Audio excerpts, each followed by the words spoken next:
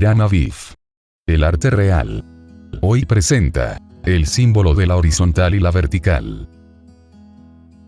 Entre los símbolos geométricos que revelan la estructura del cosmos, encontramos el de la horizontalidad y el de la verticalidad. Aunque se trate de una sola línea recta, esta, al adoptar dos posiciones distintas, nos permite comprender otras tantas lecturas de la realidad, que sin embargo se complementan, tal cual podemos observar en otros símbolos fundamentales, como es el caso de la cruz y la escuadra, que se forman por la unión en un punto de la línea horizontal y la vertical. En primer término, la horizontal simboliza a la Tierra y la materia, al tiempo sucesivo que progrede indefinidamente en un plano o nivel de realidad, sin posibilidad aparente de salir de él. Se refiere, en suma, a la lectura literal y puramente fenoménica que el hombre tiene de sí y del mundo. También simboliza la sumisión a la ley, que regula la rectitud en nuestro comportamiento.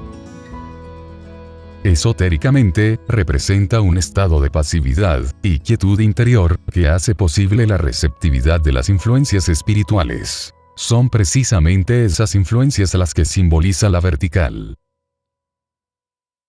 Y si la horizontal se refiere al tiempo sucesivo, la vertical en cambio, representa al tiempo simultáneo y siempre presente, que al ser percibido en la conciencia, nos libera de los condicionamientos y limitaciones terrestres. En el hombre, ese eje vertical, esencialmente activo, incide directamente sobre su corazón, el centro de su ser, y a partir de aquí es que comienza a ascender, y conocer otros estados cada vez más sutiles de sí mismo, del universo y del ser. Todo esto está perfectamente representado en el simbolismo constructivo, en donde la horizontal equivale al nivel, y la vertical a la plomada.